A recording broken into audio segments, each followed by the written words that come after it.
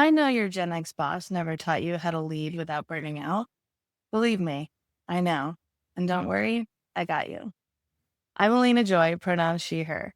Some of y'all have never had a cool lesbian auntie to make sure that you are living your best life, and it shows. I'm here to help. All right. I know your boss never taught you how to lead without losing yourself because your boss likely doesn't know how to do that, especially if your boss is Gen X. That's because we have been burnt out since we were like 9. And we had no idea that part of leadership was actually teaching someone something because boomers never actually taught us anything. So we thought leadership was really just like holding your feet to the fire and motivating you.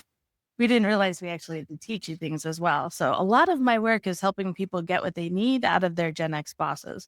But right now, you're feeling like you're on the edge of burnout. You don't know how to lead. Sure, you can delegate, but that means you're just contributing to their burnout. So really, you should be doing it all. But that means you're going to be burning out. So how do we navigate this? Don't worry, I got you. And here's a little story for you where I learned these lessons. One summer, my kids were all playing this video game. They spent all day yelling into their headsets like little battlefield generals.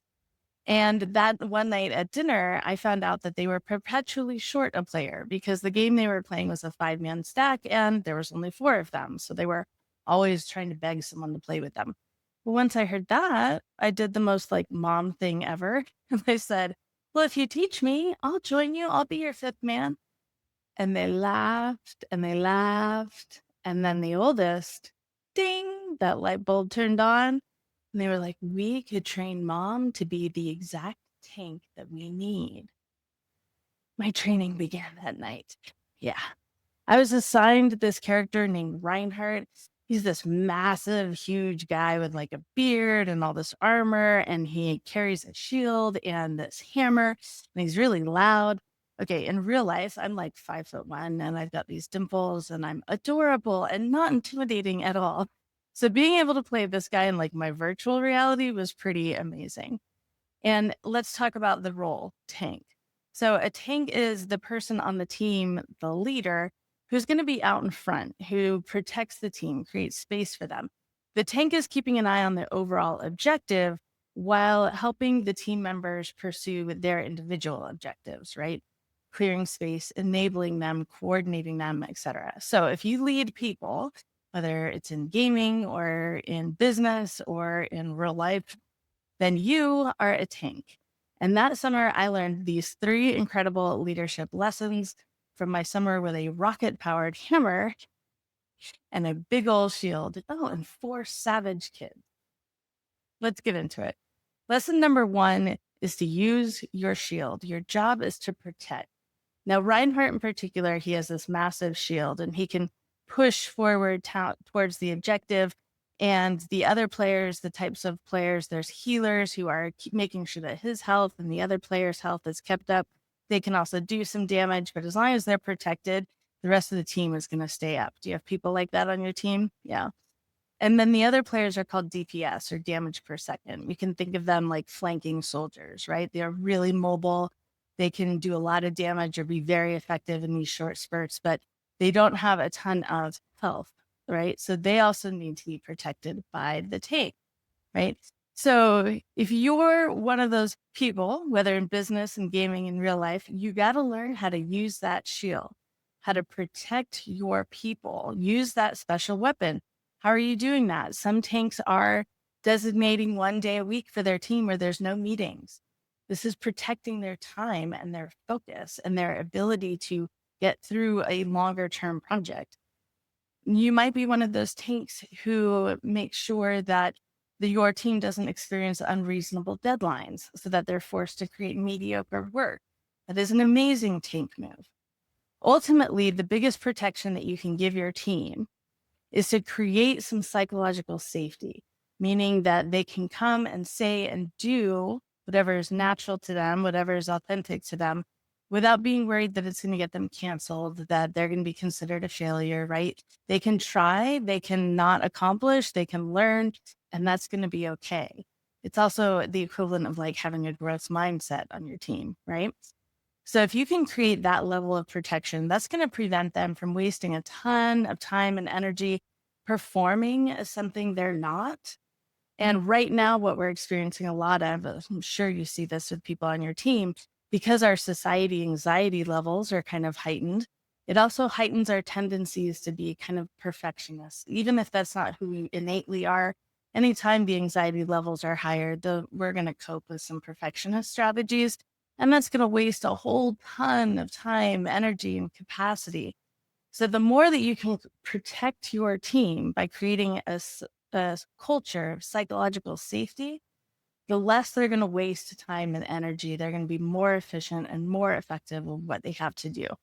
Now, lesson 2. Reinhardt carries around this rocket powered hammer. You know what I would give to have one of those in real life? And when he swings this hammer, it demolishes anything in the path. Now, you would think that a tank might have like some kind of massive weapon, pew pew kind of thing, right? But not Ryan. He has this massive hammer that clears barriers. One of my favorite questions for leaders to ask their people is, what barrier to your success can I remove for you? Can I clear a way for you? What barrier to your success? Because remember, every individual success would theoretically be pointing towards the team's success and therefore your success. So, really regularly asking your people, what barrier to your success can I help remove for you? That is an amazing tank move. That is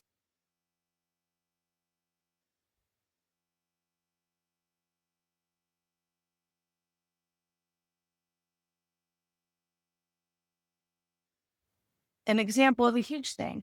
That would be, maybe you are working with HR, kind of running interference for an employee on your team who's navigating a gender transition. Engaging in that is a challenge. Having your team leader on the case with you, kind of running that interference with HR, can be massive. It can be life changing, actually. So that's a big way to swing your hammer. A smaller way, maybe you run interference with facilities or building maintenance or whoever it might be to get a white noise machine put in the hallway for one of your team members who is neurodivergent. That would be me, 100%. So that's a little way to swing your hammer. Think of your hammer as your power and influence that your team members don't have. Swing it to clear barriers to their success, create some space so they have space to move, to build, to breathe, to focus, right? Clear the space, clear the barriers to their success. Now, final lesson number 3, we have, the first one was use that shield. Second one was swing that hammer. Now, your big old shield and hammer are no good to anyone if you're not in the game. So lesson number 3 is called Don't Go Rambo. Let me explain. On like day 3 of my training with my kids, I got called out for doing yet again. We were in the middle of a fight. It felt like I was going to die anyway. So I charged, tried to get a pin, tried to take out one member of the enemy team before dying because it felt like I was going to die anyway. So every time I did that, yes, I was eliminated every single time. Now, when the tank is eliminated, well, it takes 8 seconds to respawn. And then it takes like 10 to 30 seconds to catch back up to where I left my team. Now they've been left without a tank for that whole time, without that shield, without that hammer. And so a few of them have been eliminated and now they're waiting to respawn. And so long story short is that all of that progress that we had made in the last push is now gone because I made a move that 100% I knew was going to get me eliminated. So my kids called that going Rambo, and they explained how it's such a detriment to the team for me to do a move that is immediately going to get me eliminated and leave that team without any protection. We've all done this as leaders. We've all thought it's just going to be easier to do it myself. It'll be faster to not have to explain it to someone, and I'll just do it myself without stopping to ask, what is the cost of doing that? Yes, the cost on your capacity, definitely, but also the cost on the psychological safety of the team. I had to learn that my kids had skills and tools that I didn't have. And so if I needed to fall back to stay in the game, to fall back to let them cover for a bit, because here's the other part of the don't go Rambo lesson. Once I learned to get my urge to just charge and go Rambo, once I learned to get that instinct under control, then my kids taught me about being aware of my health meter. Now it's right there on my screen. You'd think, how can you ignore that? It's literally your life in the game. And yet, when you are in the thick of battle and all of that chaos, it is very hard to remain mindful of that health meter. Does that sound familiar? When things are going hot and heavy at work or at home or at both, it is very hard to remain mindful of our own mental wellness, our own capacity, how close we are to burnout. Now, a crucial part of me being able to learn how to be mindful of that health meter was learning that I could also, again, rely on my team, that if I could include them in the plan, that when my health meter got to a certain point, that I was going to step back, get back behind cover, let my shield recharge, let the nearest healer get my health meter back up a little bit, right? Let the DPS handle the other team for a few seconds. It's not forever. Then I could re-engage after I had fallen back. I could re-engage. And I learned that if I did that a little bit during every single fight, I stayed in the game, greatly increasing our chances of winning the whole battle. Fall back to stay in the game. And at first, you have to fall back so early. And it feels like, really, I don't have the resilience that I need to stay in the game longer without falling back. I don't care. When you get eliminated, you leave your team without that shield, without that hammer, without the protection they need to do their jobs.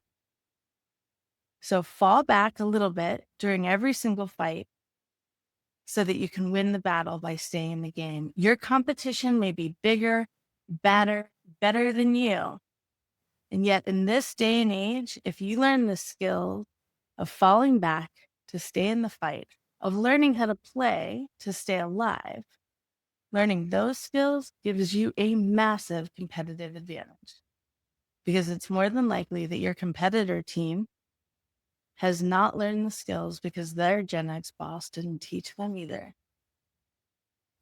So your 3 lessons, you've got: use your shield to protect your team, swing your hammer, clear barriers to success, create space. And lastly, don't go Rambo. Don't go off on your own. Leading without input is not leadership, it is theater. So don't go off on your own. Don't go Rambo. Stay with your team, stay engaged, and protect them. Now, these concepts of like protection and clarity and recovery, these are not revolutionary concepts. I have not said anything you have not heard before, but hopefully I might have said them in a way that you could hear them a little bit differently and integrate them into your life a little bit differently. Because who knew there were some life-changing leadership lessons to be learned in a virtual game, which I'm still addicted to, by the way. And shout out to Blizzard and their DEI team for creating an online experience that made every single person in my family feel included. That's pretty badass. I hope this is helpful to help you learn how to lead without losing yourself. Bim, I appreciate you. Be good to yourselves.